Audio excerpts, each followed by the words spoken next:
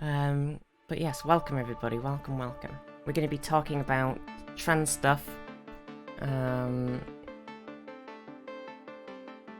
So if you have any questions about trans things, just like you've been afraid to ask, or you just want to know, then throw them in the chat. Anything. I'm perfectly cool with it. I'm not going to be upset if you have any questions. Why are trans people so cool? I don't know, Arn. I don't know. Bryony asks, do you have any tips for friends and allies to help feel supported? And what are some do-nots that people might not realise?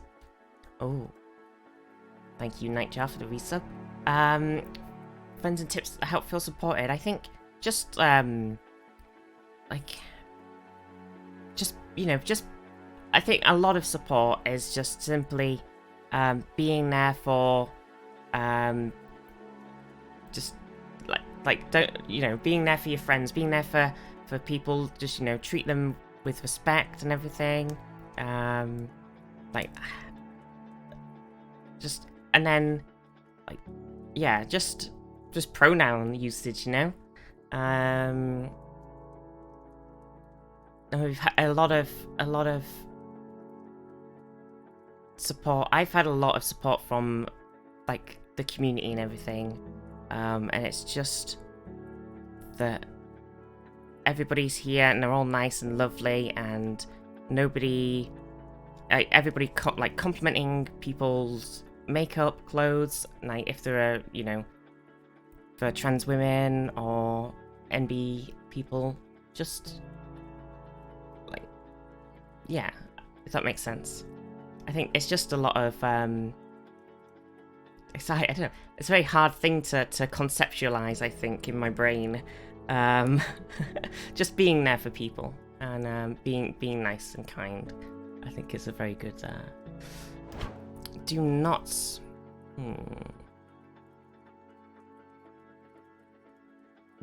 God, I feel like I should have prepped some answers. Yeah, don't be an asshole. It's nice to be nice. It is. It is. I think, it's like it takes a long time. Transitioning isn't super quick, and people are always at different stages in their transition. So it's like everybody needs support, no matter where they are, and people. I don't know, some people might want some advice on things, just even everyday things like just makeup and hair and stuff, and you can always throw that out to people.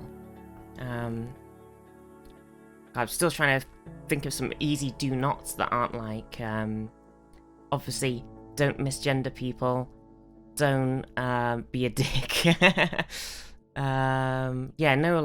Don't go the one thing that is just the worst is when people go, oh, I think you were a very cute boy or something like that. Never do anything like that. That's awful.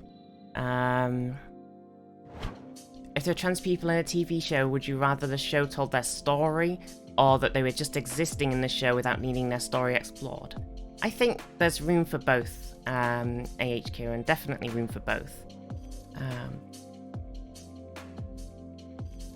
We could definitely have some wonderful stories. I really want to see more just action movies and sci-fi movies and stuff that just has trans and intersex and NB characters that are the main characters, and there's just it doesn't need to be maybe you can explore some of their stories, and maybe it's just a silly action film and it just doesn't really matter. I think both have a place, and both are very much welcome and needed. Zara Supreme, how you doing? Asks, what's the easiest way to approach coming out? I want to come out to one of my friends who's usually really supportive, but we haven't really talked about this kind of thing and I don't really know how to start. Oh my gosh, coming out is the hardest thing. I wish you a lot of luck and love and everything. But I mean the hardest thing, not because it's difficult, like the hardest thing for you. It takes a lot of courage. And I believe, you know, you can do it. It's very yeah, I think you just maybe talk to them about, it depends how you feel about it really, how supportive do you think they'd be. You could easily just talk to them about, just like slowly build up, talk about some trans stuff,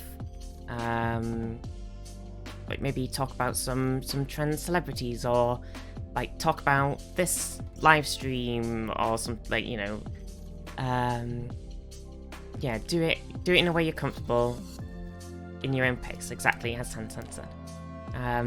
Yeah, just throw some things out there, build up like some support of trans stuff with them, and then, or maybe, you know, I think when I was starting to realize I was trans, I talked to my friends about, I was like, just, what do you think if I, like, what would you think if I was suddenly a girl or something, you know? And just sort of, I didn't just immediately go, I am trans. I didn't really know at first, so that's probably fair. But I sort of explored it a bit slower. But it's totally just however you feel and however you, like, are comfortable and with your friends and stuff. Definitely.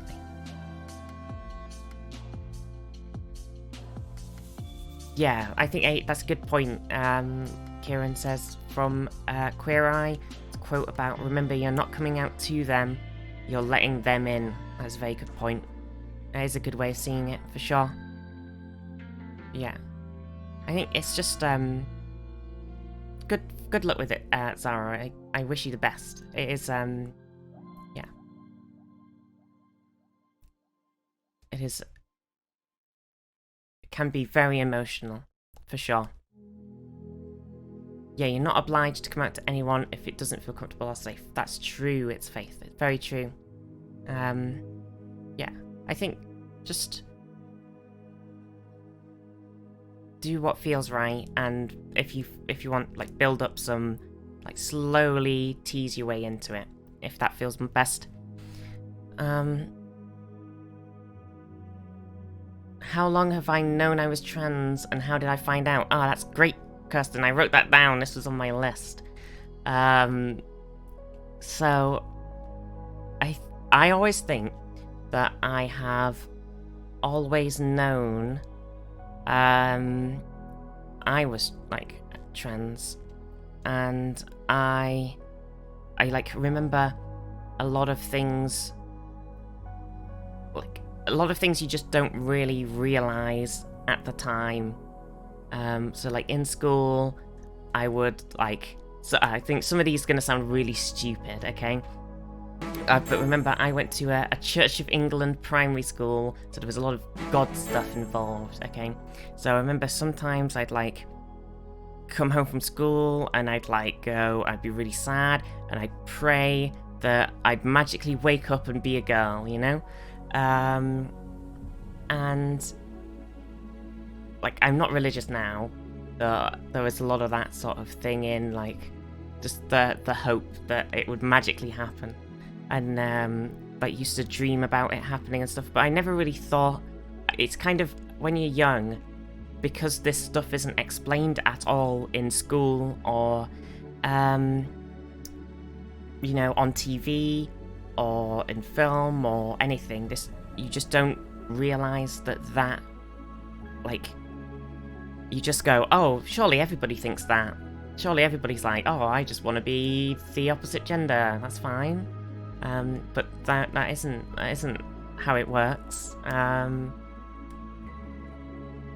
And yeah, so I went through a long time of just having all of these things, and I had a lot of, like, I had to really feel like in school I had to, I felt like I had to be hyper masculine and crush any like feminine traits, because I don't know why.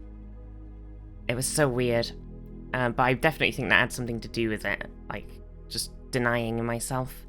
And then I think I hit about college-y, what's it called?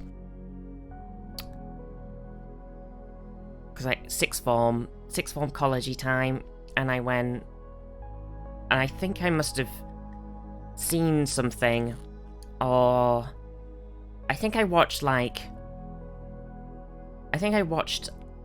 Ash Hardell's videos, if you know them. They make lots of cool stuff about the LGBTQ community. They've written a book about terms and topics and stuff. I think I watched one of their things and I was like, holy shit, being trans is a thing. I just don't, like, my mind was blown, and then I sort of talked to my friends about it. I was like, hey, you know, wouldn't this be weird and cool, you know?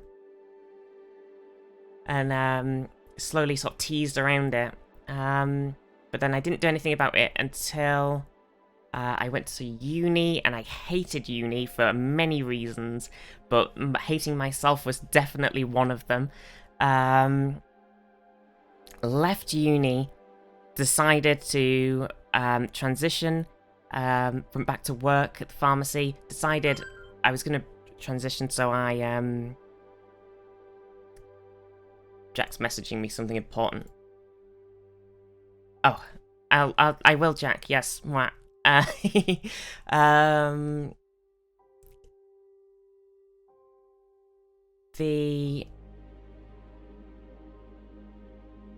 God, my train of thought, Jack, you've lost me. Oh yeah, I went to uni, hated it, went back to work for a little bit, decided to do a course online, and I went, you know what, I'm gonna transition now. So I went to my GP and asked them to refer me to the closest gender identity clinic, which is a thing in the UK, which was 70 plus miles away in Newcastle. Hi, Kaveh. And as many people who are trans here may know, the waiting list for those clinics is very long. I had to wait 16 months for my first appointment after I got referred from the GPs, and I think the waiting list now is well over 22 months for people transitioning now. It is very, very tough. Why'd you have to go to a gender identity clinic? Is that just a UK requirement? Yes, so in the UK, they have what the government likes to call a very useful system to help trans people, which is basically, you can't really do anything yourself. Like, you can't go to the GP, go, I'm trans, can I have some medication, please? They go, no. You have to go and see these people, which I think at the same time, it is quite useful to have a group of people who specialise in trans care, for sure, and that is obviously needed, but there's so few of them that it then becomes a bit of a problem. So I think maybe the system, it obviously needs a lot of rework. So in the UK, to transition legally, and get your medicine from the GP, you have to get referred to a gender identity clinic. There's a number of them dotted around the UK. Like there's one in Newcastle. There's one or two in London. There's some private ones. There's I can't remember where. I think maybe there's one in Manchester. I can't quite remember. There is not very many in the northwest. No, I love talking about it. It's great. And then, so once you roll the process, you get referred. Eventually, they give you an appointment, and you go in and you talk to a doctor who specialises in trans care. And understands, like, and really helps you sort of talk through everything, and hopefully they're like super supportive of you. Like when I went, I felt like they were super great, and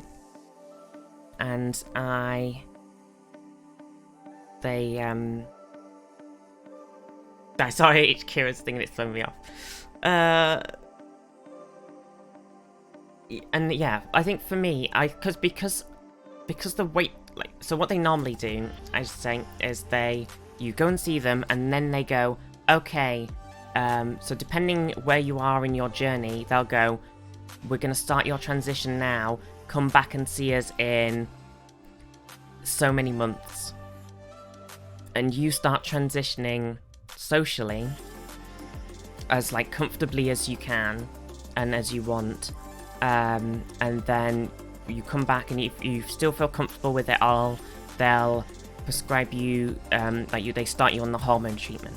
But because the wait list was so long, and I recommend this for trans people if you're just transitioning and you're going on the wait list for the gender identity clinics in the UK, is start transitioning socially, and like come as you're as comfortable as you want. Don't like go crazy if you're not comfortable with it. But start transitioning while you're on the wait list, because it's so long that you can, like, you've got like 20 plus months maybe, depending, to work through everything as you like, and you can start thinking about names. You can you can play with your pronouns, clothing, makeup if you are that way inclined, and everything. You can just slowly work through it all before you go, and then when you go, you can go, hey, I've been doing all of this stuff, I've transitioned at home and with my friends and with my family, if you have, and we're comfortable, and we've been like it for a few months, and they'll go, oh, okay, that's great, that ticks a big box of stuff we were going to work on. We'll see you a bit quicker now, and we'll go on to hormones in like a shorter time. So that is my big giveaway to you, to like speed up, because it's a very long process in the UK. Hi Crispy, hi Namat, hi Swan, how you doing? NJ, not a too personal question, feel free to acknowledge if it is. How are your family with you about coming out? Oh, okay. My sister was immediately super supportive. My dad was shocked, and it took him a little bit, but he was quite supportive, because his sister is gay, and like friends and stuff he's very open with.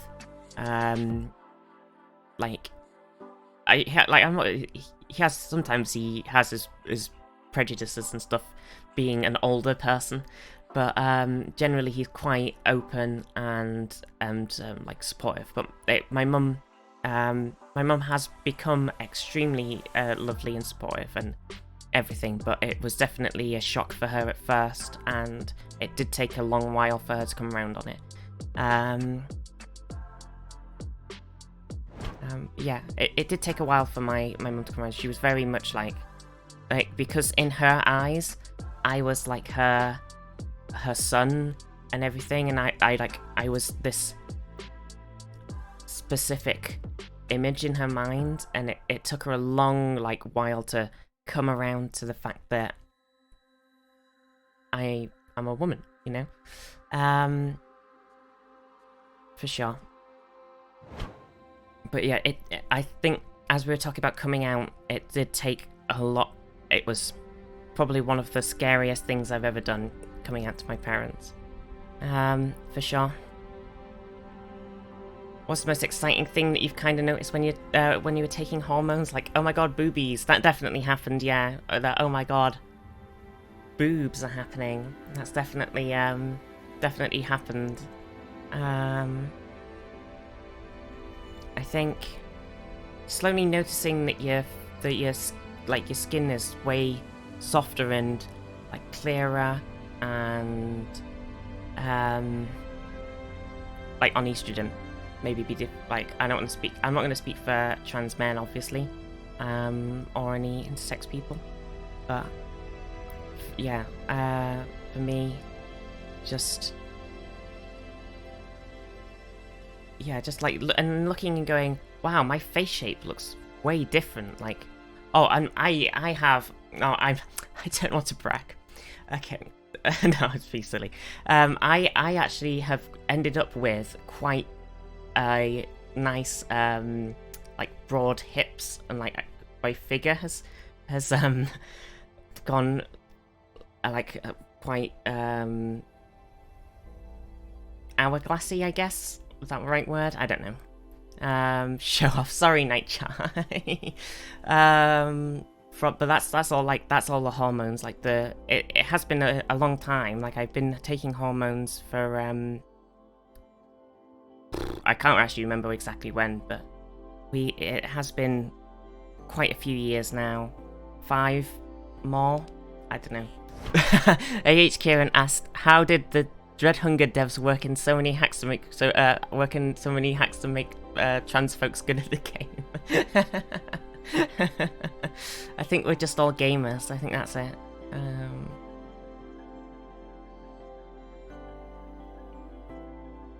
Oh, Arnhall, yes. Arnhall's pointing out that season 3 of the Umbrella Academy, because Elliot Page was obviously playing a character in that, and they've changed the character's gender and name in the show to match their transition, which I think is very lovely. I was wondering a lot how they were going to deal with that, so it's very, very cool. Knight just said, one of my school friends told us a little while back that her cousin has come out of trans. They officially changed their name last month. I know my friend is struggling a little. That group of people can be a bit flip about some social issues, but her and her family seem to be doing better about pronouns, etc. lately. That's good to hear. Yeah, it can be very tricky. My cousin was questioning their gender recently, a younger cousin, and wanted me to talk to them about stuff. How did I choose my name? Oh my gosh, okay. So I did what a lot of trans people do. Butts. That's my answer. A lot of trans... I went for at first, I was like, oh, what's a cool name I really like? Oh, Emily. And it turns out that seems to be what a lot of trans people do. It is a very nice name, and if that's your name, then, you know, cool. But my family and my friends were like, I don't think you suit that name. And I was like, oh, okay. I was like, well, that's fair. I was like, I will take that, and I will look up some other names. And then I came across Riley, and I was like, I really like that name. I did go with my middle name was a bit trickier, because I could not figure out what I wanted to do with my middle name, because my dead name, middle name, was very masculine. So I ended up taking a little bit of my dead name and just like a tiny bit, and making it my middle name. Yeah, viztee is my middle name, yep. It's definitely not just J. It's Riley J. See? I like it. It's good. Rebirth your dead middle name. Jesus Christ. Okay, here's a question. How do you feel about non-trans people perhaps role-playing trans characters, be they NPC or PC in a D&D game? Not related to Aurora or anything, just curious. Kim, I personally am completely fine with that. Like, if people take the time to like learn about trans issue like stuff, and are allies and supportive and treat it with a lot of respect, then 100,000,000%, please do. because I think just having more representation is always good. Yeah, and like as a trans person in D&D, I'm happy to play like I'm happy to like play a cis character or an NB character or anything. Like, we might have a little cheeky D&D campaign coming up with the lovely Overlight, Jack, and Redox at some point in the future, and I may or may not be playing a little NB character.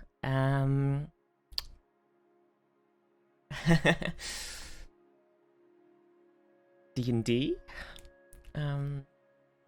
Penny Becky, can I ask, did you ever go through a patch where you wished you weren't trans, and how did you get through that? I'm currently NB, I'm NB and currently spending a lot of time thinking life would be simpler if I was cis. I think, I mean, much love to you, and, you know, just, you know, be who, like, I think just be who you feel most comfortable as.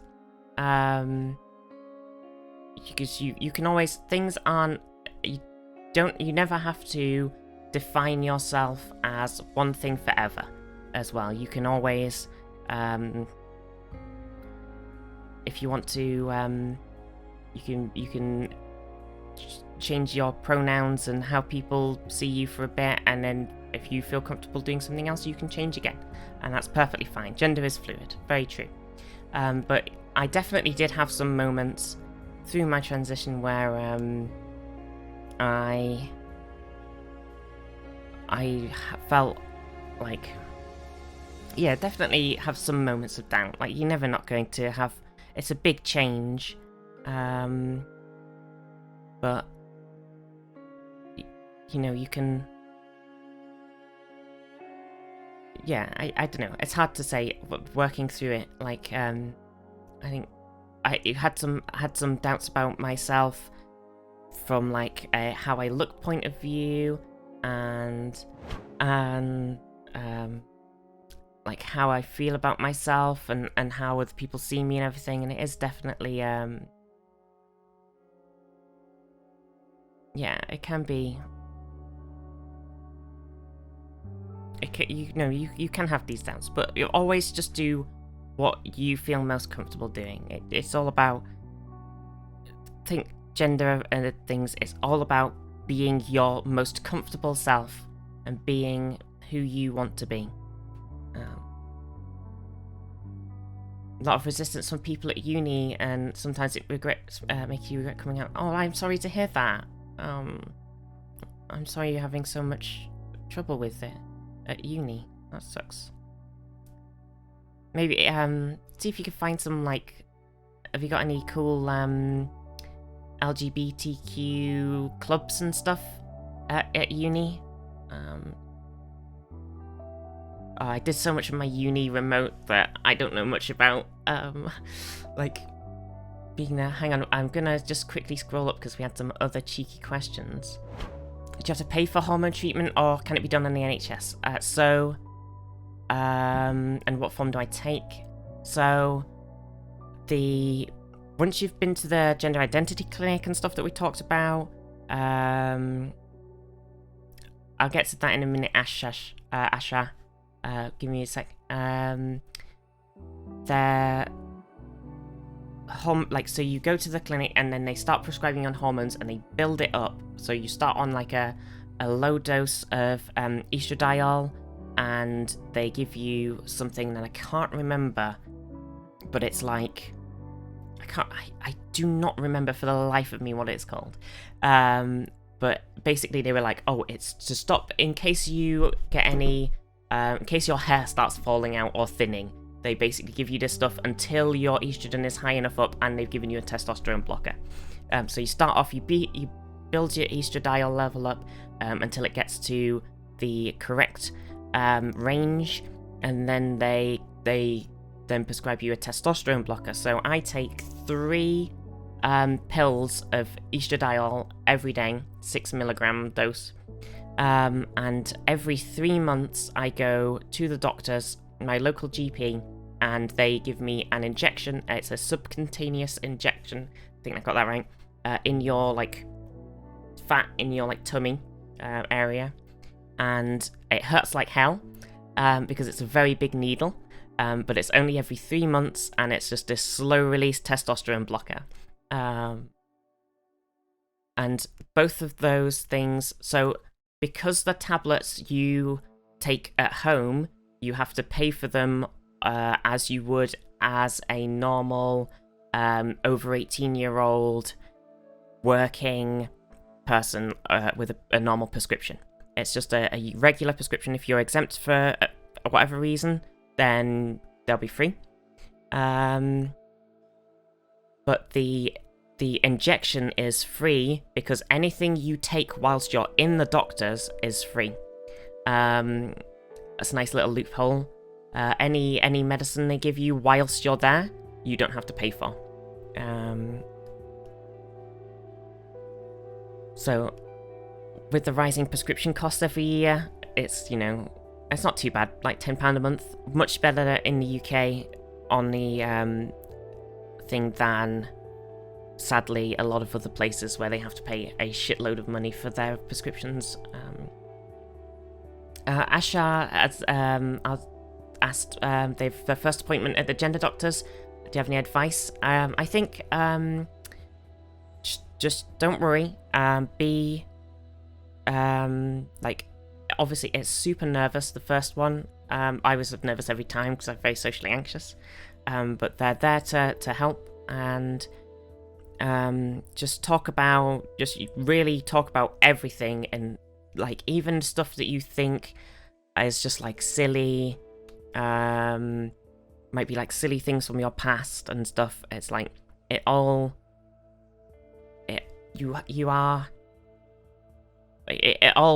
brought you to where you are today and how you're feeling now. And if you've like started transitioning at all, I was saying before, like in the way, if you started transitioning a bit, if you started playing with pronouns, or you started playing with different names, or like wearing the clothes that you would like, the gender you are, like just talk about that, and do a bit more of that as you're comfortable with before you go.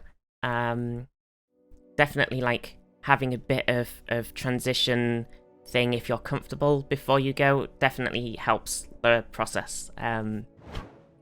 Nature.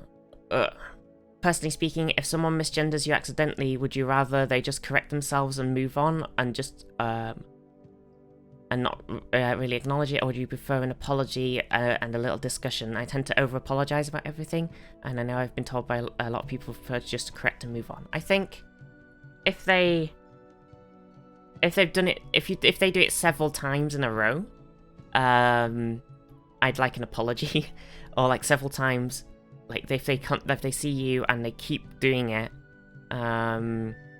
and even if they know they don't mean to, I'd still like them to apologize for it. But I think if somebody just does it by accident in a conversation, like if they just correct themselves straight away and move on, then I think that's best, really. Rosalind, I'm starting HRT soon, I'm not gonna lie. When they told me about the T blocker injection, I thought it was going to be akin to a vaccine or a blood test. No. Don't worry though. Like if you're worried, or if you have your first one and it hurts, you can ask them to give you a local anesthetic every time. I did that for a bit. So they injected me with a little bit of local, waited for a few minutes, and then you don't feel the other needle. And but I think that's a good way. Definitely, if you're worried about it, then definitely go that route. Because if they give it you, if you're in the UK and they give you that local while you're in the GP, it's free. And they're just there to, everything's to help you. Crispy, what do I regard as the best part of being trans?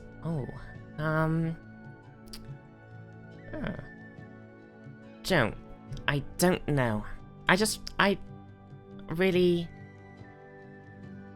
think with how wonderful and supportive everybody in our little community here, and in the, because obviously we're big in the Yogscast community, like Bryony's Raiders come over here and everything.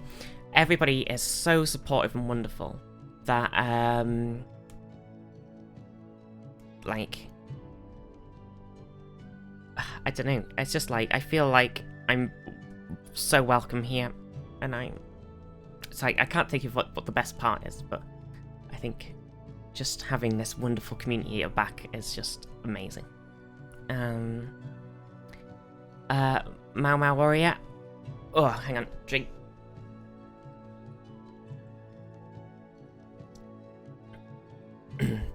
Heard the process for genital reconstructive, wait, you mean GRS?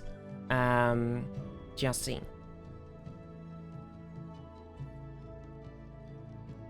Is intrusive and takes time, but at the same time, can be much needed thing for people. Do I know much about the process? Gender recognition certificate. Oh, sorry, I was thinking about the genital reconstructive surgery, because that's GRS. See, there's too many things that are the same. We need some new acronyms. GRC, gosh, it is the worst. Can I have a bigger rant about the thing in the UK, the gender recognition certificate? It sucks.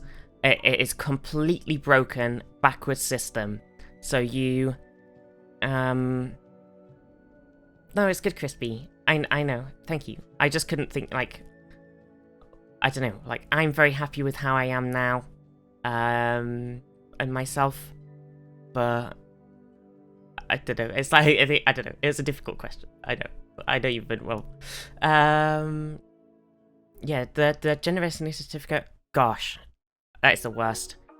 So to get your gender recognition certificate, you have to have changed your name for 2 years, have your transition recognised at the gender identity clinic and the GPs. You need to have lived in your gender for 2 years, which means you need to have bills or council tax things or bank documents going back 2 years of you with your correct pronouns and your correct name. Now, that's the bank stuff and the name change stuff, that's fine. But the you can do that. There's no, like, getting your name changed, not that expensive. You can get a statutory declaration and you're golden. You don't need a deed poll. You can go to your bank, you go, here's my thing, I've changed my gender. They go, cool. The harder part is getting it done on your passport, because you require your statutory declaration and signatures from people who've known you for more than 10 years or something. And then you also need to get your driving license done, which needs your passport to be done, and that's like a whole other mess. And then to change your thing on your birth certificate, you need a gender recognition certificate. And so, therefore, the HMRC will always see you as your previous gender until you've got the gender recognition certificate. So every time you get a pay slip from your thing, unless they've changed it unless your boss has changed it on their end, your pay slip will be in your old gender. So you can't use your pay slip as proof as a gender recognition certificate. It's all fucked.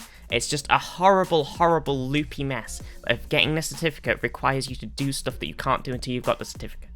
In some places, it's awful. But for the most part, honestly, you just don't need it. You can change your name and your gender with your council, your bank. You could tell people at work and they could change it on their system, so it should show fine.